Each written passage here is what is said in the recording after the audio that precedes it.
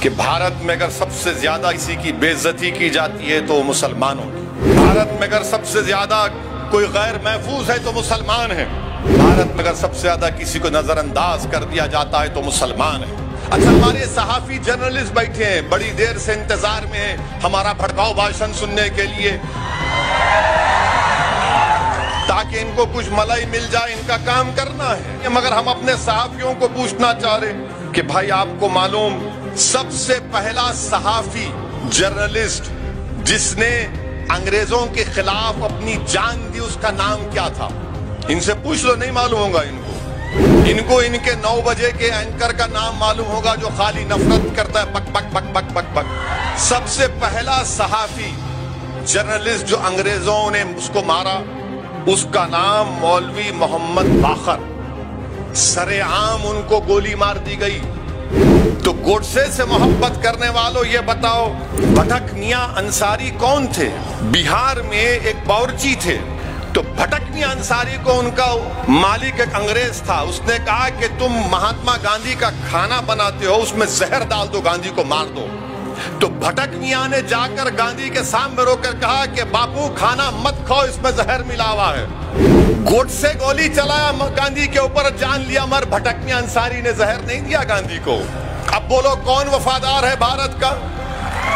तो ये मुसलमानों से नफरत करने वाले आधी सच्चाई को बयान करते, आधी सच्चाई को बयान करते।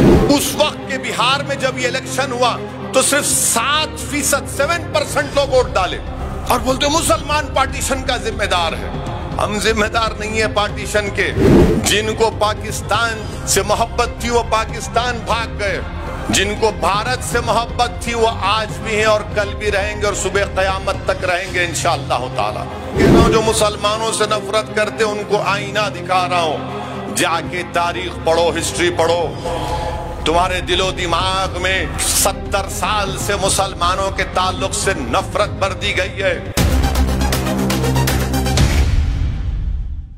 अच्छा, हमारे सहाफी जर्नलिस्ट बैठे हैं, बड़ी देर से इंतजार में हैं हमारा भड़काऊ भाषण सुनने के लिए,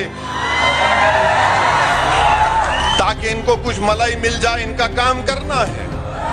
हम इन एतराज नहीं है, मगर हम अपने सहाफियों को पूछना चाह रहे कि भाई आपको मालूम सबसे पहला सहाफी जर्नलिस्ट जिसने अंग्रेजों के खिलाफ अपनी जान दी उसका नाम क्या था? इनसे पूछ लो, नहीं मालूम होगा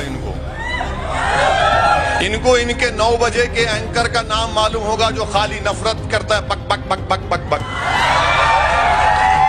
सबसे पहला सहाफी जर्नलिस्ट जो अंग्रेजों ने उसको मारा उसका नाम मौलवी मोहम्मद बाखर। सरेआम उनको गोली मार दी गई, सरेआम उनको गोली मार दी गई।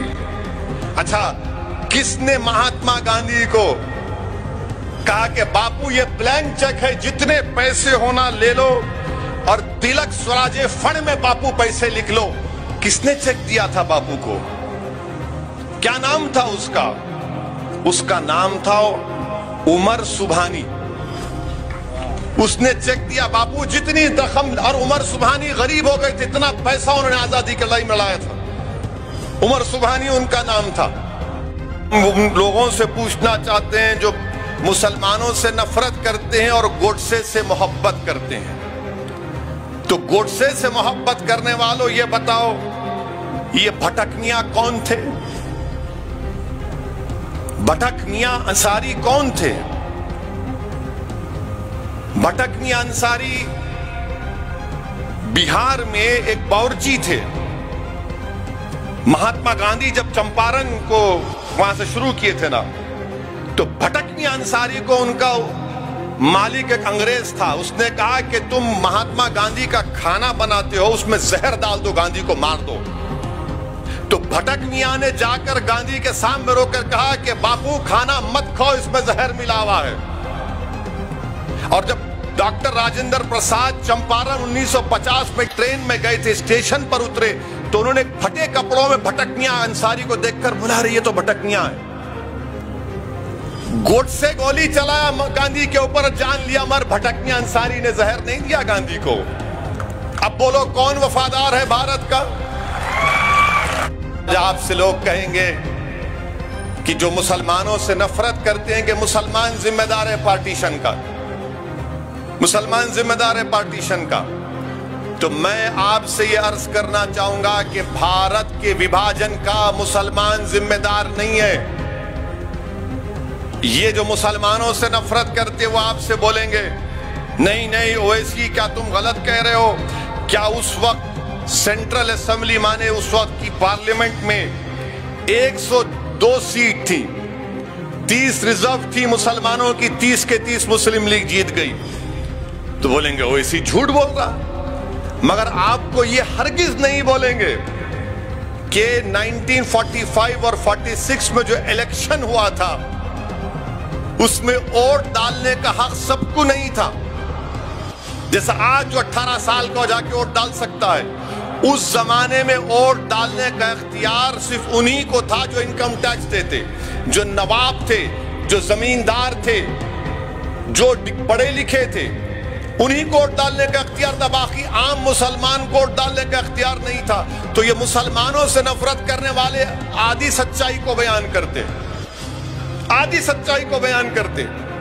मिसाल के तौर पर उस वक्त के बिहार में जब ये इलेक्शन हुआ तो सिर्फ 7% लोग वोट डाले और बोलते मुसलमान पार्टीशन का जिम्मेदार है। हम जिम्मेदार नहीं है पार्टीशन के। जिनको पाकिस्तान से मोहब्बत थी वो पाकिस्तान भाग गए, जिनको भारत से मोहब्बत थी वो आज भी हैं और कल भी रहेंगे और सुबह क़यामत तक रहेंगे इंशाअल्लाह ताला। मगर पार्टीशन का जिम्मेदार, और अगर कोई ज्यादा इल्म चाहता है तो मैं कहूंगा कि ग्रैनविल, ऑस्टिन ग्रैनविल एक बहुत बड़ा कॉन्स्टिट्यूशन का एक्सपर्ट है, उसकी किताब है Indian constitution, Oxford university press में छपी गई, सफ़े नंबर 12 और 13 पढ़ लो। जो मैं कह रहा हूं सच है या झूठ मालूम हो जाएगा। अब जिसके पास डिग्री नहीं है वो नहीं पढ़ सकता, आपको मालूम।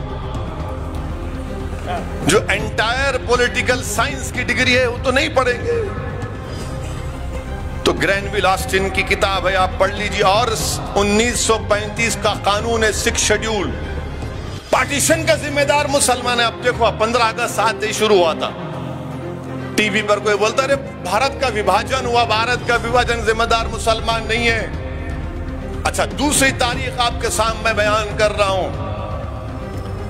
कि जब कांग्रेस ने मंजूर किया भारत के विभाजन को, पार्टीशन को, तो कांग्रेस के उस इजलास में उस पार्टीशन के प्लान को किसने पेश किया?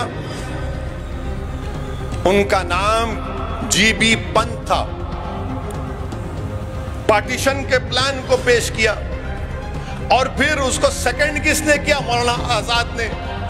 उसकी मुखालिफत कौन किया? मौलाना हिफ्जुर रहमान ने।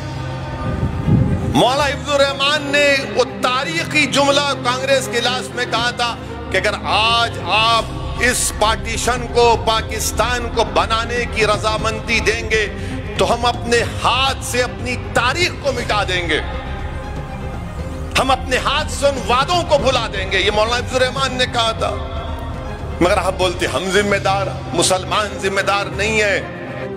हम उम्मीद करते हैं कि देश के प्रधानमंत्री जब 15 अगस्त को लाल किले से खड़े होकर मुल्क से खिताब करेंगे तो मुल्क के मजलूमों का जिक्र करेंगे।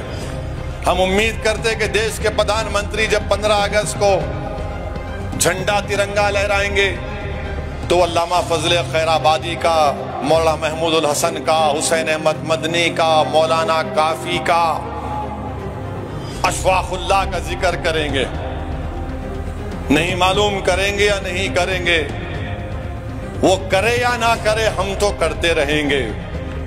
हमको फख्र है हमारे बुजुर्गों पर, हमारा सीना चौड़ा हो जाता है जब हम अपने बुजुर्गों की कुर्बानियों की दास्तानों को पढ़ते हैं कि कैसे अल्लामा फजल खैराबादी जिस दिन उनके बेटे रिहाई का पैगाम लेकर है उसी दिन अल्लामा फजल खैराबादी का इंतकाल हो गया। उसी दिन अल्लामा फजल खैराबादी का इंतकाल हो गया। मौलवी अलाउद्दीन की लाश हैदराबाद को भी नहीं आई। तुर्रेबाज खां की लाश लटकती रही सुल्तान बाजार में कई दिनों तक।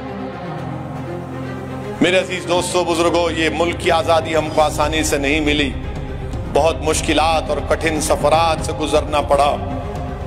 ये मुल्क आजाद इसलिए हुआ कि क्योंकि हर मजहब के लोगों ने मिलकर अंग्रेजों को भगाया।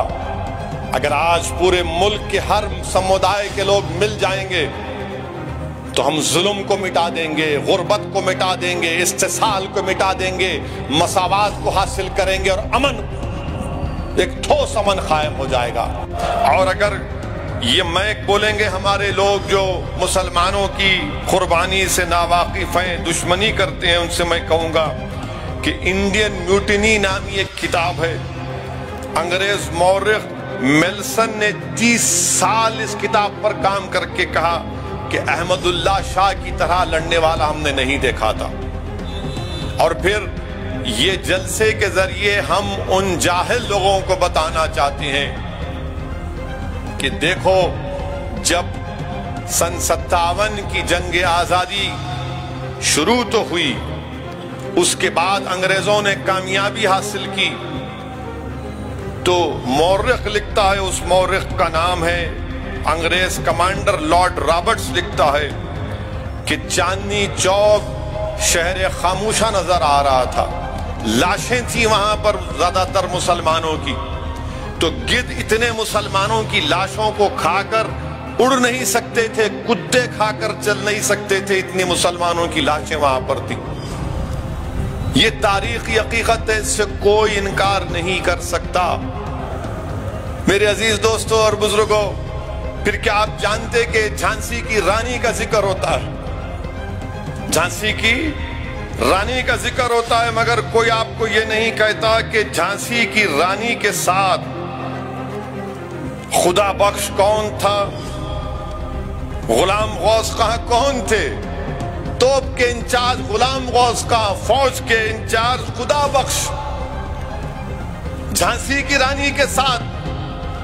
मगर जो मुसलमानों से नफरत करते, मैं उनसे कह रहा हूं, मैं मुसलमानों से नहीं कह रहा हूं, जो मुसलमानों से नफरत करते उनको आईना दिखा रहा हूं। जाके तारीख पढ़ो, हिस्ट्री पढ़ो, तुम्हारे दिलो दिमाग में 70 साल से मुसलमानों के ताल्लुक से नफरत भर दी गई है कि झांसी की रानी के साथ फौज का इंचार्ज खुदा बख्श, आर्टिलरी तोपखाने का इंचार्ज गुलाम गौस खान, और ये लोग 4 जून को शहीद हुए झांसी के किले को का तहफ्फुज करते। और कौन इनके खिलाफ गद्दारी किया? अंग्रेजों के साथ कौन थे? ये ग्वालियर के सिंधियास थे, जिन्होंने झांसी की रानी से लड़ाई लड़ने आए थे। और झांसी की रानी के साथ जो एक हमेशा एक खातून महिला साथ रहती थी, वो क्या हिंदू थी? नहीं, वो मुसलमान थी। क्या नाम था उसका? मंजर नाम था उसका। कोटा की सराय में झांसी की रानी के साथ वो भी शहीद हो गई। ये बताना जरूरी है, ये बोलना जरूरी है, इन लोगों को आईना दिखाना जरूरी है, वरना तो ये सिर्फ नफरत फैला रहे मुसलमानों के ताल्लुक से।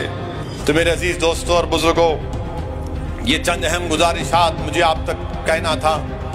फख्र से रहिए, और ये बात मैं मानता हूं कि वतन अजीज में आज जो हालात हैं, जो मुश्किलात हैं, इसका अंदाजा आपको भी और मुझे भी है। मगर मेरे अजीज दोस्तों और बुजुर्गों, हिम्मत और हौसले को बुलंद रखना है, हिम्मत और हौसले को बुलंद रखना है। ये बात बिल्कुल सही है। शायद बहुत से लोगों को कड़वी लगेगी मेरी आखिरी बात, कि भारत में अगर सबसे ज्यादा किसी की बेइज्जती की जाती है तो मुसलमानों की। भारत में अगर सबसे ज्यादा कोई गैर महफूज है तो मुसलमान है। भारत में अगर सबसे ज्यादा किसी को नजरअंदाज कर दिया जाता है तो मुसलमान है। ये कोई टीवी की हेडलाइन के लिए नहीं कह रहा हूं मैं, मेरे पास आदाद व शुमार है। मुल्क आजाद जरूर हो गया, मगर गौ रक्षकों को जो आजादी है वो आजादी उनको नहीं मिलनी चाहिए। जिनको जबान से गंदगी बकवास बकते हैं किसी समुदाय के खिलाफ, किसी मजहब के खिलाफ, तो उनको आजादी नहीं मिलनी चाहिए बकवास करने की। अब मुल्क तो आजाद हो गया, मगर आजादी का मजा क्या उन गरीबों को मिल रहा है, उन बच्चों को मिल रहा है, उन खवातीन को मिल रहा है जो आंगनवाड़ी के टीचर हैं, 4000 की तनख्वाह पे जिंदगी गुजार रहे हैं, वो किसानों को मिल रहा है फायदा कुछ, जिनकी आमदनी कम हो गई